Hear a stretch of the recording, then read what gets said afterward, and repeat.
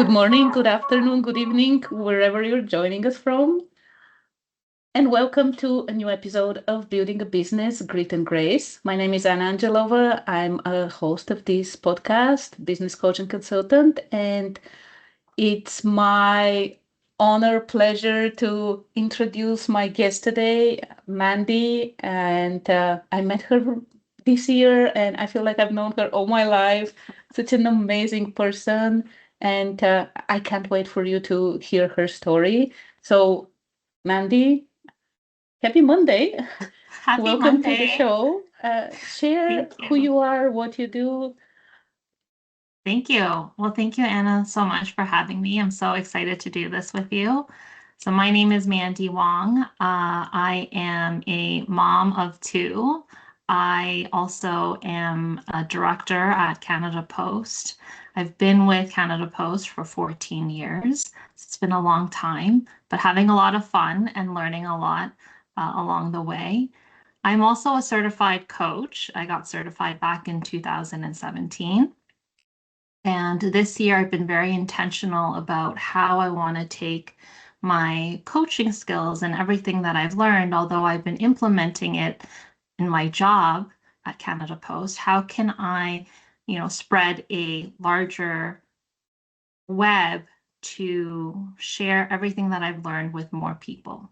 So this year, I've been really intentional about building a business to take on more personal clients in order for me to be able to do that.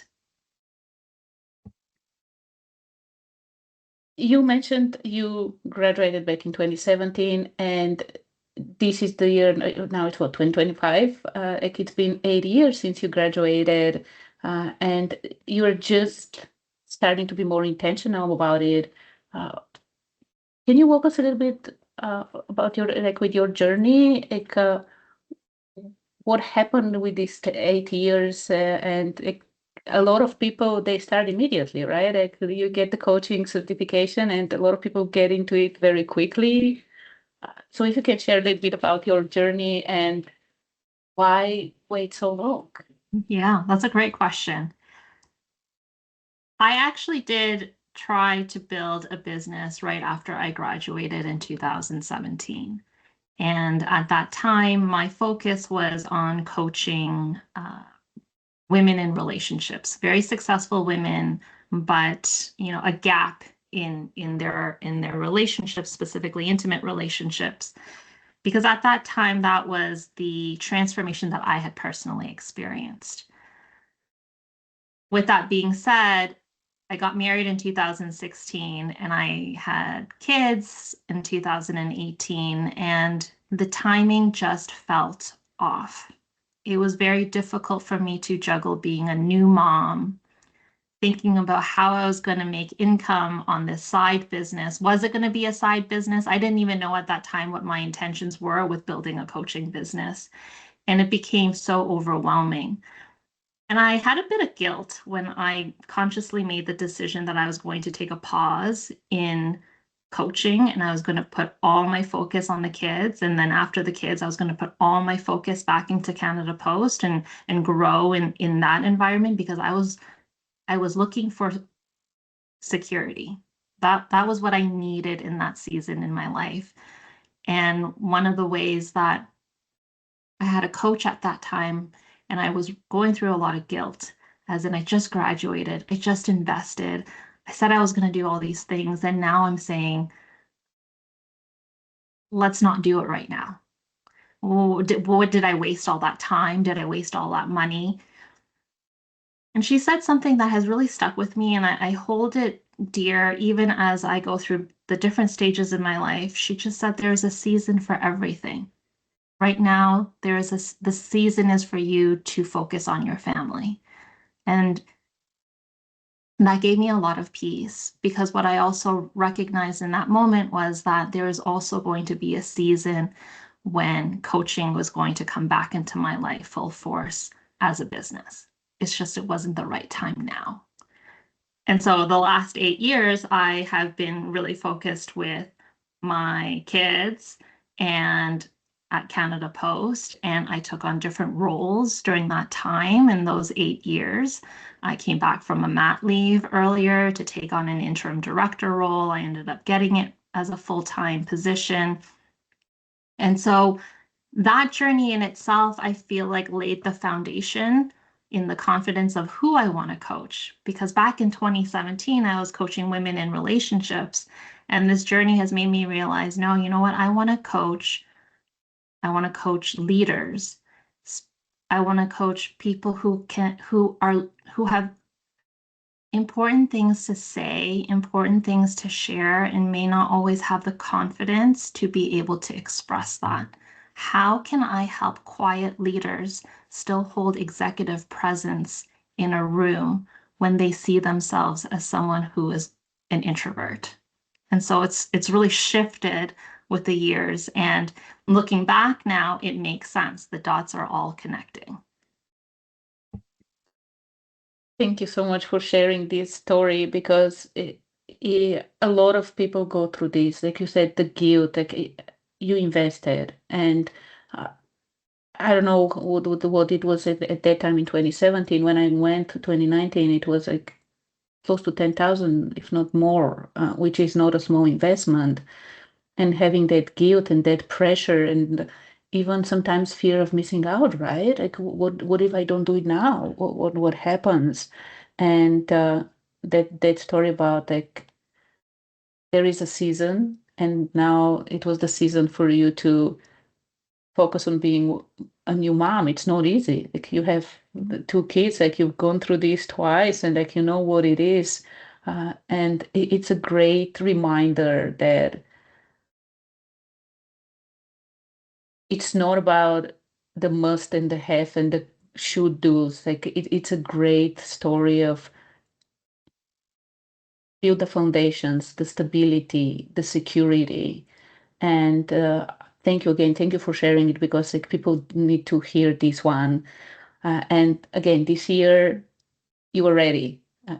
You're ready to resume, to restart. And I know now you have a clarity. But when we met in, I think it was early spring, when we met in the early spring, you were still exploring. So share a little bit more about those early stages this year. How did you get back to the coaching and ultimately figure out who you want to work with?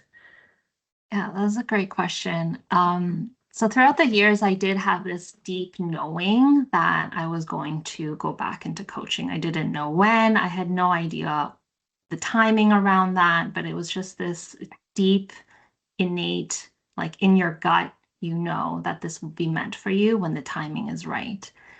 Um, and I think that's true for a lot of people, but when the itch comes, that's when we need to meet it where it is and listen to it. So early on this year, one of my close friends actually was looking into coaching, as in she wanted to hire a coach. And typically the practice is you don't take on your close friends as your client. But because I really was like, if you're up for it, then I'm more than happy to. You know, this is going to be the process. I'm going to be very intentional. I want to practice the core competencies of coaching, which means you are the expert in your life, not me, and I'm not here to give you any advice. So really, I wanted to make sure that I was holding that true in this relationship that we were going to partner into. And that experience reminded me how much I love that peer coaching concept. At work, of course, I leverage these coaching skills, but innately there is a bias because I'm the team lead. Innately, there is an ultimate end goal that I'm wanting to bring the team to. In coaching, it's very different. The client is leading the conversation. And that experience reminded me how much I love, how much the clients really have all of the answers within themselves. And my job really is being the expert in that transformation process. With that in mind, I ended up hiring a business coach. And it was a pivotal moment in building the business. It was me. It wasn't even just the process of hiring the coach. It was the investment you make in hiring a coach. It was me declaring to myself, to the people around me, that I believe in myself, so I'm going to invest in this in order to build this business.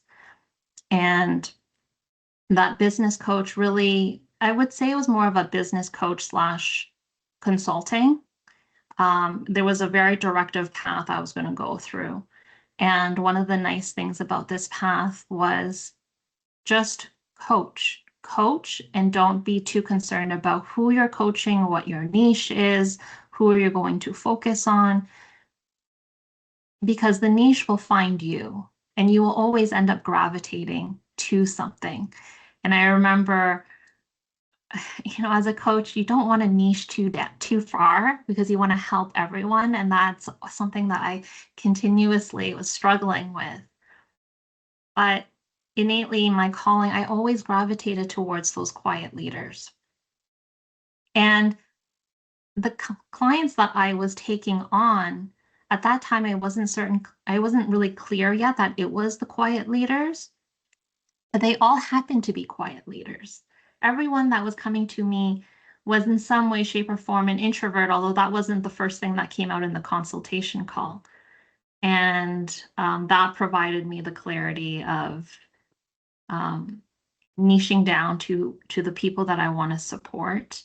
And I have found some success in that, because the more clear you are on who you want to help, the more clear it is for your potential client that you are the coach for them. This is so true, and it doesn't apply just to coaching. Like when you know who you're working with, who your ideal clients are, like they're also clear that yes, you have the solution for me, you have the product, you have the service. Now, I do want to mention one thing, um, because this was around that time when you hired the coach. It was around that time when we met and we started meeting every week, going through the Law of Being program together. And one of the things, though, like a lot of people hire help, like a lot of people join programs and courses and don't go through them. Like your mindset of I'm investing, I'm actually, this is something that now I'm not just putting it out in the universe that this is it. I believe in this path. I want to go on this path. And one of the things that stood out for me personally is how you took action. Because again, a lot of people join these kind of programs, they hire coaches, consultants. But when the coach or the consultant says, this is it, like go and coach, go and talk to people, uh, it's like, I don't want to do this. The people hesitate, but you took action. You went there and you took action and you got your first few clients very quickly. So that bias towards action and stepping most likely out of your comfort zone even. Share a little bit more about this and really following the steps. Like what was that helped you take those steps and not be one of those people who were just going through lessons, just attending and not actually putting what they learn into practice? Mm. I think one of the things that I've been having a lot of conversations around passion and purpose. And one of the things that I feel like helps me identify passion is something that I love so much that I would do for free. I think you have to love whatever you're doing so much that you feel so strongly about what you are doing that the potential of failure, the potential of putting yourself out there, the discomfort, in your heart that is all going to be worth it because you believe in this so much. And I think it's a combination of a lot of things. It was the commitment, it was the energy. Money is energy ultimately. And if I was going to commit with the investment, I needed to show up and match that commitment. But also because I do truly believe in this transformation process. I feel like I've been transformed with the coaching journey. And it is a disservice to withhold all of that information inside of myself and not share it. And I would share it honestly for free, but at some point you have to be sustainable in how much you're showing up at the same time. So there's a balance of that. And part of the beginning of this journey with my business coach was to create a coaching container of free clients. Just you're not charging them anything. You're just going to coach them for a series of sessions together. And with that, I gained a lot of clarity on who I wanted to coach. I gained a lot of clarity on the journey I was going to take them. I gained a lot of confidence in my coaching because I realized it does work and it works every single time. And I attracted amazing clients because there was a bit of fear in me that I was thinking if they didn't invest, would they be showing up too fully? And I was incredibly blessed that they did. And I do think energy attracts energy, same type of energy, and energy is contagious as well. So I was showing up for these clients as if they paid me the amount that I would have liked to have seen. I showed up for them in that exact same way. I worked as hard as I would for someone who was a paying client, and they met me with that same energy. And I also accepted the fact that if this was something that was going to be meaningful to me, that this is something that I wanted, that failing and making mistakes was going to be inevitable. But do you want it bad enough that you're willing to look not foolish? I don't think I ever looked foolish, but there were moments where I was kicking myself, like, why did I do that? Should I have done it differently? I got no's. I got no's even for offering a free coaching container.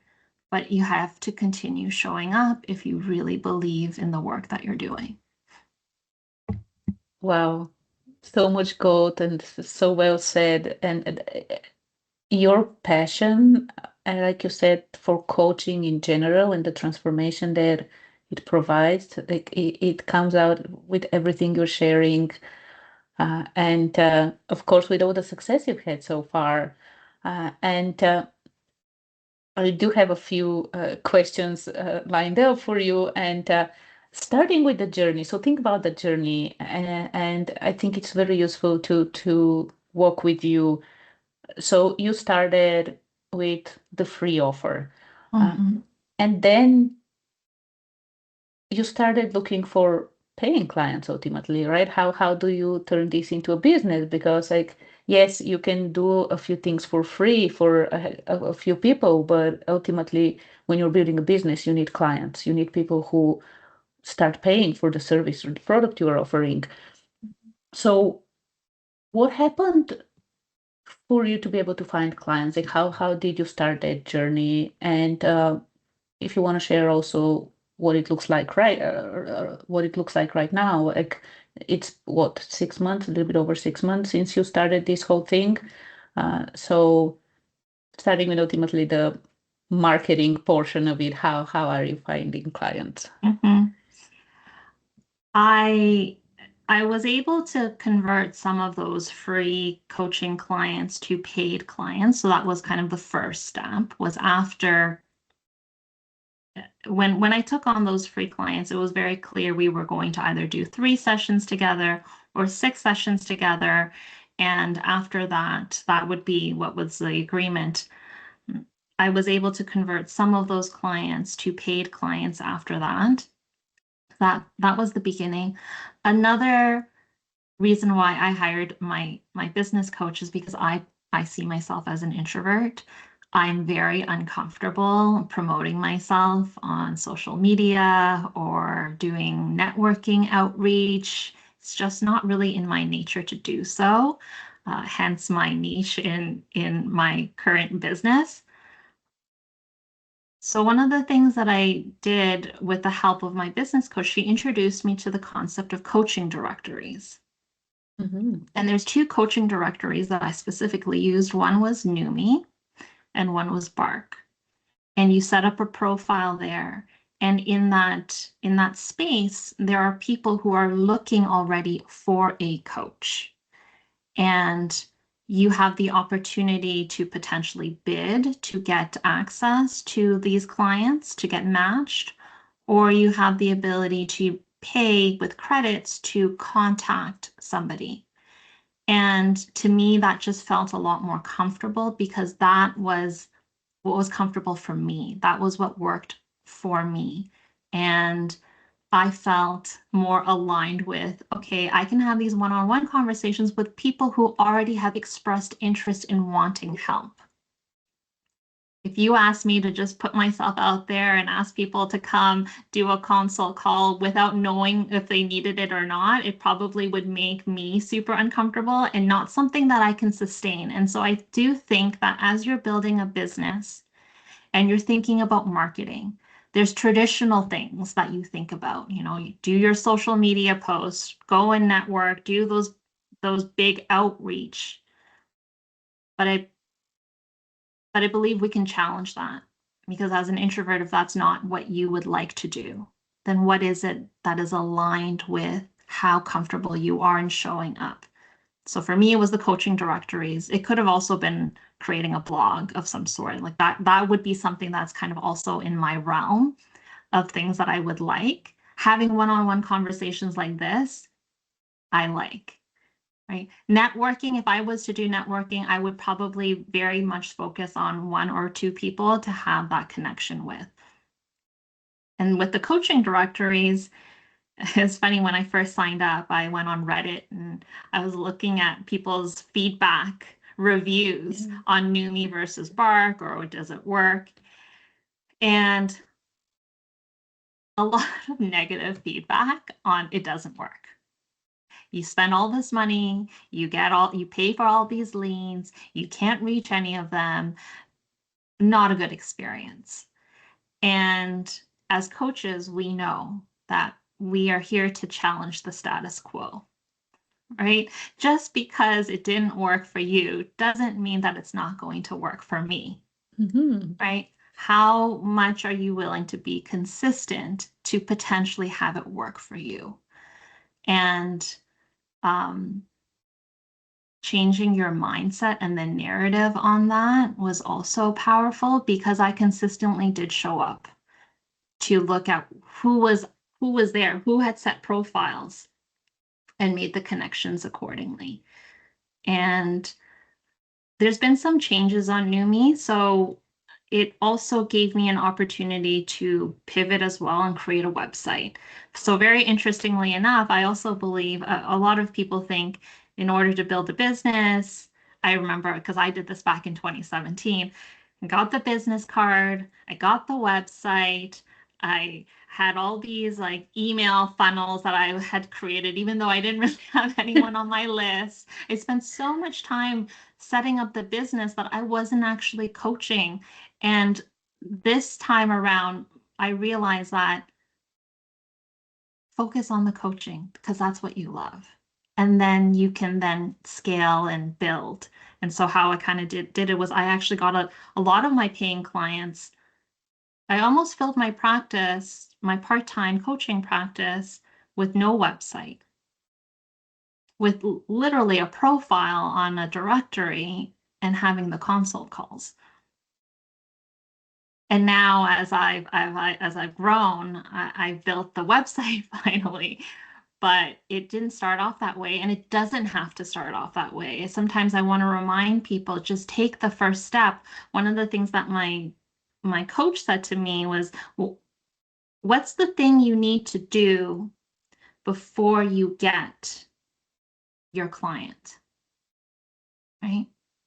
It's not the website. It's not the business card. It's the conversation. It's the consult call. That's how you know. That's how they know. So focus your energy on what is the fastest pathway to get to the consult call. Wow. It's so amazing hearing this from you. And it's really, really powerful. And I know a lot of people, like I did the same thing. created the website, like funnels and all these kind of things, because this is what felt comfortable. But like you said, it actually starts with conversations, not just for coaching, like with any kind of business. For you to have sales, you need to get in front of people. And you found an amazing way to get in front of people where they are already searching for the service you're providing, what the for the value that you offer, which is fantastic. Like, where are your people? Where are they? Where are they already searching for what you offer? Be there in front of them in the way that aligns with who you are and how you show up. And you did mention energy attracting things, and even with your experience with those directories, reading all those bad reviews, but you're like, you know what? Let's challenge this. And you showed up in a way that attracted people to you, which again, like such a beautiful story. Um, Now, one thing I know because of our conversations that there was a little bit of like, okay, how do I do this? Like the first person who asked you for, okay, how much is it? Like, how do I talk about money? Like that sales conversation, how do I ask at the end of that conversation for people to pay me? So share a little bit about this part with the consult calls and asking people to pay you ultimately. Yes. I, yeah, for the console call, there's a very specific thing that I say when we go to the money conversation. And I'm saying it because it's based out of my own personal experience. When I said I hired a coach and I invested with the coach, and I invested an amount of money that I wasn't at that time planning to invest, nor was I comfortable in investing because it all did happen so fast. The itch came, and then I'm thinking, I want to do something with this. And then I got a recommendation and I went onto a webinar, and all of a sudden I'm thinking I'm going to invest. And when I looked at the investment, I said to myself, I'm going to work so hard for every single dollar I invested in myself. And I apply that very same logic when I'm having that sales conversation on money. Because ultimately, when you're having the money conversation, people are willing to invest anything if they feel like they are guaranteed the result. Right? We dropped $10,000 to be coaches, and I mean, I took a smaller leap of faith because I did mod 1 as a guest. So I got a taste before I did the investment. Whereas I think you probably just invested from the get-go without even the experience. So I did take a safer route, but ultimately you cannot put a money on transformation. And people who are coming to me or to any coach, they're coming with a problem, something that they have been dealing with for years. And if you want true transformation, you have to believe that you can transform. And that money conversation is the link about how much do you actually believe? How committed are you in doing the work? Because if you cannot commit to that, then there's a part of you that doesn't believe you can actually change. And when I'm having the sales conversation, we are coaching around that. We are talking about the fees that I'm putting out in front of you. They are meant to feel uncomfortable. I don't want this to be an easy yes. An easy yes means you're not going to show up for me in the same way if it was an uncomfortable yes. And in my consult calls, they get it. They understand. If they want real change, if change was guaranteed, they would be willing to pay any amount of money in order to see that happen. And I've grown a lot more comfortable in having that conversation because I do think the more you invest, the bigger the transformation. Yeah. Especially when you invest in yourself. Yeah. Yeah. Yeah. Very, very well said. And like you said, with practice, like you get more comfortable having these kind of conversations. Yes. Yes. Because I mean, I remember on the Saturday mornings, I would tell you, oh, the consult call went bad, or my first consult call. I mean, it's just, I do think it's also important as you're growing the business to always reflect on how far you've come, right? Because my first consult call was 2 hours. I was spent two Wow. hours on a client, a potential client that didn't end up signing. Right. And my coach was like, why did you do that? And I'm like, I don't know. I was just trying to give everything that I had. And, I was coming from a space of lack. Like, let me just throw everything in this call, hoping that something was going to stick. And, now it looks a lot different, but it's not. I like us to remember to celebrate sometimes how far we've come from where we began. And that's how we should be measuring our success, not comparing ourselves to the other coach that's making a lot of money or the other coach that signed a lot. But what have you done? How have you grown? And have you consistently shown up to be able to see those types of results? Very good reminder, because a lot of times, especially like when it comes to people who are ambitious, who are chasing goals, a lot of times we forget to celebrate, we forget to look back. And even just within a year, like there's so much changes. And some people can say, oh, this is a small thing, like having that first conversation being 2 hours to now something that's way more structured and produces better results. But it's not a small thing, and ultimately small things, they compile and they make the big changes. Now you are building your coaching practice on the side.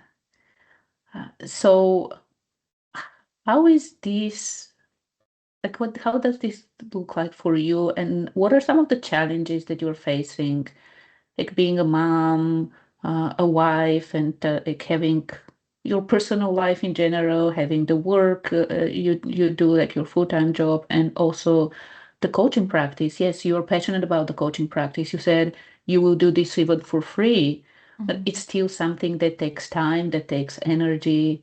So let's talk a bit about some of the challenges in juggling all these things. Yes.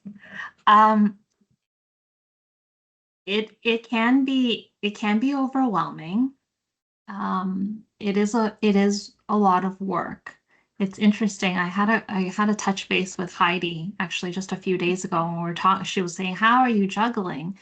And we ended up having that conversation. We're tapping into the higher levels of energy, and in IPEC, there we go through this core energy process, and there's different levels of energy. All to say, we talked about how time has become so much more expansive over the last 6 months.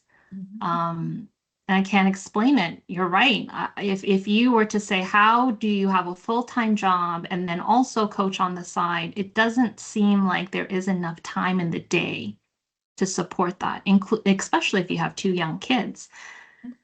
Um, if there's a will, there's a way, I would say. But also to be very intentional about how much time you're willing to spend. And that was something that when I started with my business coach, she did say, how many hours in your day, in your week, are you willing to dedicate in building this business? Ideally, anywhere between 8 to 10 hours. Well, she kind of opened it up to however many you want. So I said 10. 10. I want to do 10 hours because I was really going to go all for it. And that has been sort of the boundary of how I've been building it is I dedicate approximately 10 hours a week in addition to my full-time job. That would include weekends, right? That includes evenings. That could include a very early morning, right? So today we hopped on a call at 8 a.m. before work starts. You make it work accordingly, but I don't go past 10. And I know I don't take on any more clients than what I can. Ideally, right now I'm at 9, and I can't foresee myself taking on another one until one rolls off. Mhm. And so it's just being intentional about how much you can do. I also, as I was starting to see a little bit of success, I had a conversation with my husband about having him stay at home full time so that I could really build this business. And it was a family decision because uh, it was a discussion. It kind of just went like, do you love your job? Do you love what you do? Or did you enjoy more so when you were at home? Because there was a period of time when my husband was laid off and he had recently found another job, but he had experienced what it was like being at home. And so I'm trying to coach him through it. What did you enjoy the most? When were you the happiest? And it's funny, I had that conversation with him probably on a Tuesday, and he was going to think about it. And then on Wednesday, he said, I told everyone I'm going to hand in my resignation on Friday. And I'm like, that was fast. That was fast. I'm like, what made you decide so quickly and without telling me? He's like, well, you asked me the question, when was I happiest?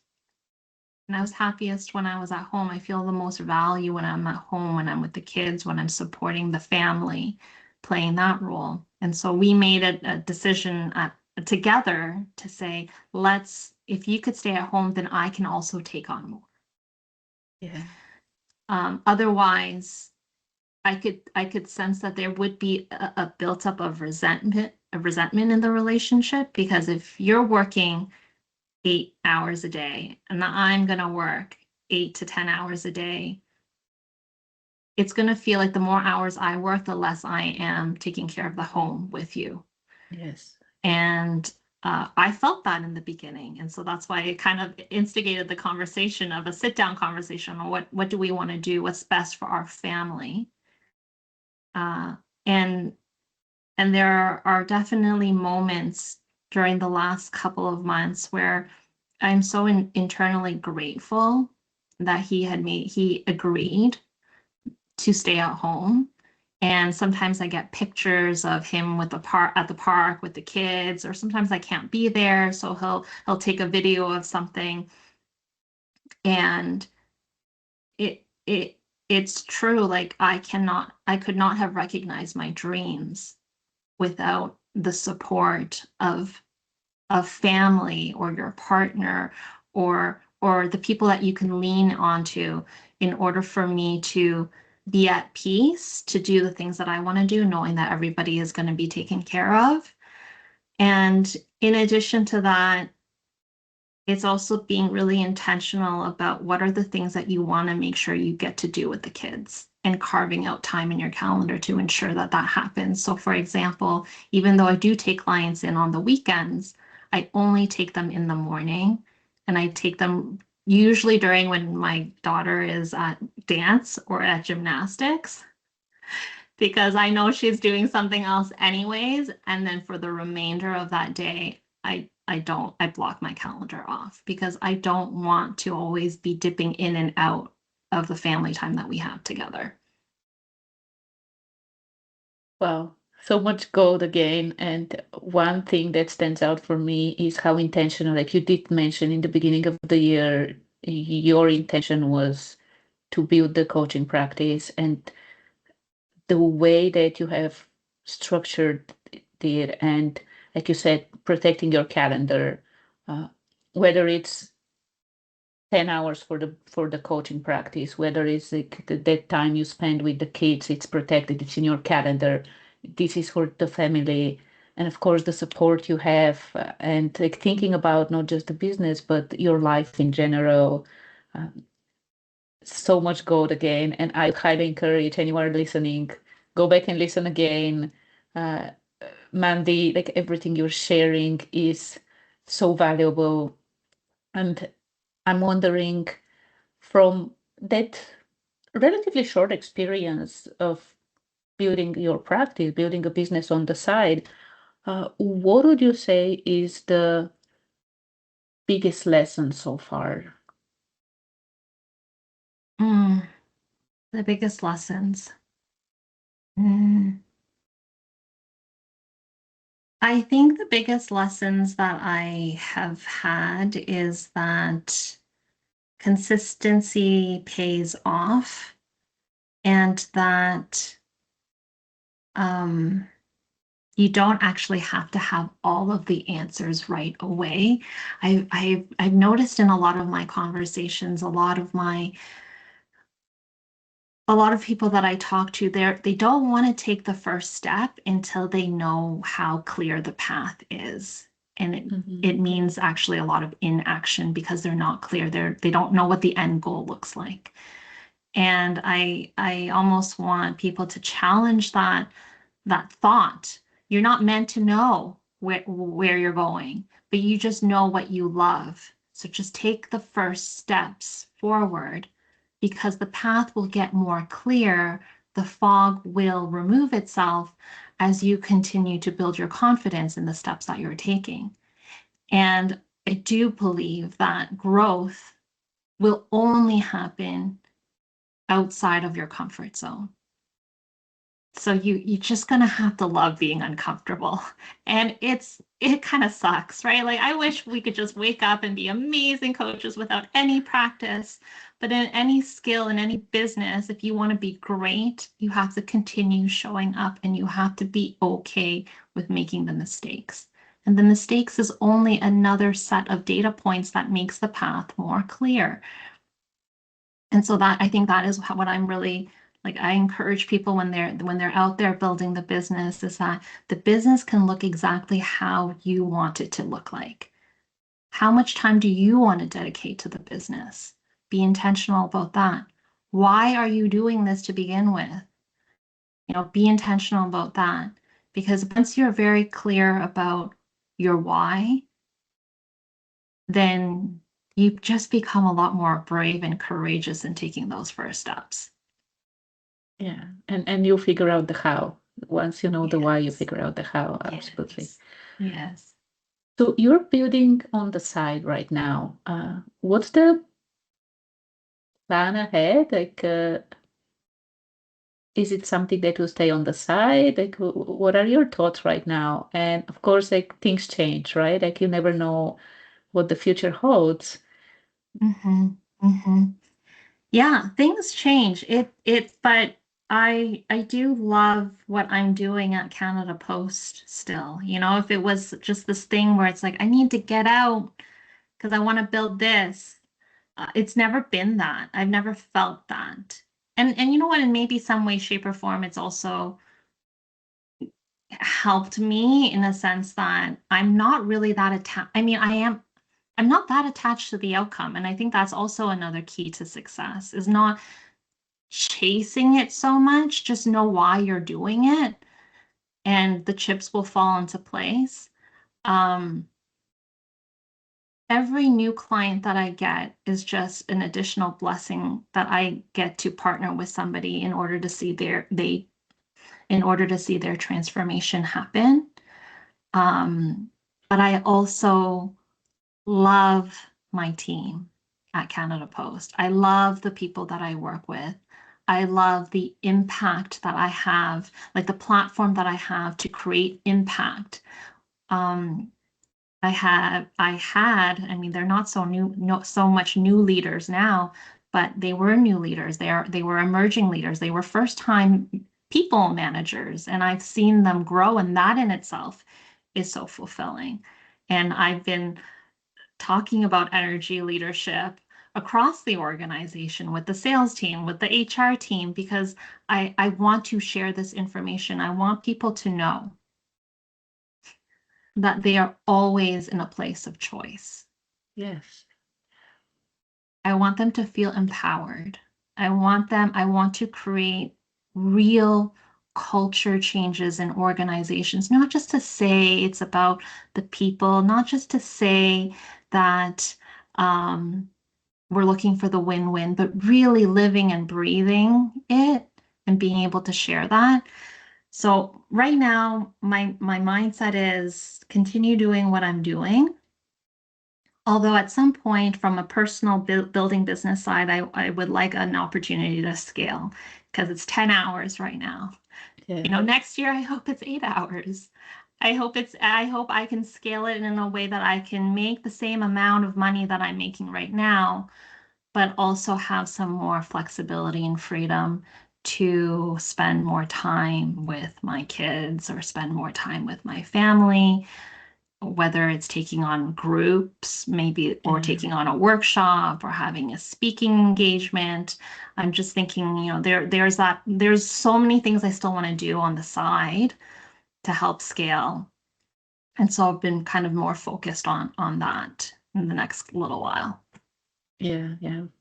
Love it. And I'm really so grateful for having that conversation with you because like you're the first business owner I'm talking with who's doing this on the side. And it's something that, like you said, you love your job, like you love what you're doing at Canada Post, and you also love the coaching and being able to have both.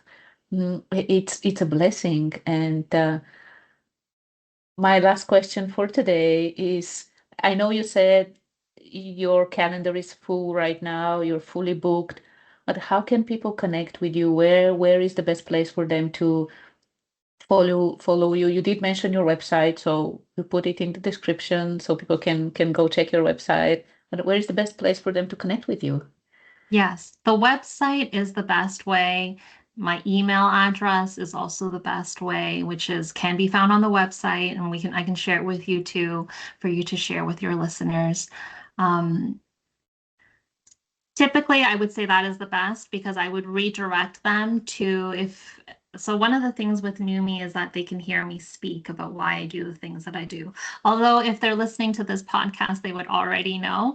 But I have, some audio about who are my ideal clients, why I do the things that I'm doing, and so I have a profile on Numi that you can find me in. I have a profile on Bark that you can find me in, but my website would probably be the most ideal space to reach me at.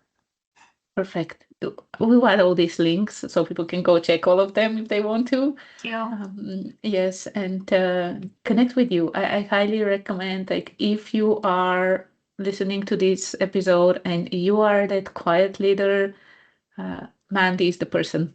Mandy is the person. And again, thank you so much for sharing your story, for talking about the journey so far, the impact you are making, and how you were able to do these things. It's really, really valuable. And again, listen, if you're listening to this episode, highly recommend listen to it one more time. There's so many things to so many lessons, and a theme of intention and energy. And if you're curious about the energy levels and the energy framework, definitely follow Mandy, connect with her. It's amazing. Thank you so much, Mandy. It was a So pleasure much. having you. Any last thoughts? Something that you want to share? Well, just thank you so much for having me. Maybe one thing I will share is, and I did talk about my husband as part of the tribe, but having a safe tribe as you are learning and growing is also so incredibly important.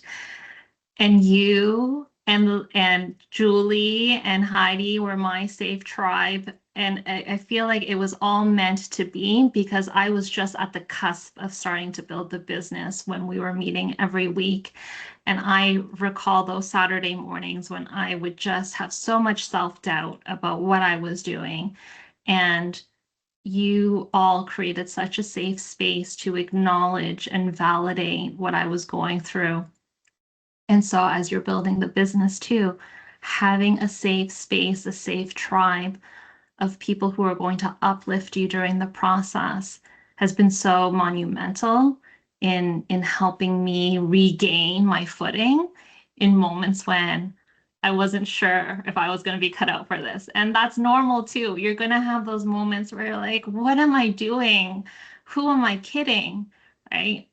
but I always had this foundational group of people that believed in the work. And so thank you so much for having me, and thank you so much for being there as part of that journey when I was building this business. Oh, thank you. You're welcome, Mandy. And that's very true. Yes. Having those people around you who help you, support you, elevate you, and just hold the space for you. And this is where I highly recommend IPAC coaches. It's like the way we hold space, and in general, certified coaches. Yes, yeah, yeah. Mhm. Yes. Thank you so much, Mandy. Yes. And I know more is to come from you, and uh, I would love to share your story as you grow, and reconnect in the future and hear how you scaled it, because this would be also very interesting journey, like to see how you went from that 10 hours now to, like I said, maybe 8 hours, and having more like a group or workshop or something like this. So definitely keep you on the list for people to come back and share the next stage of building a business with grit and grace. Yeah. Thank you. Thank you.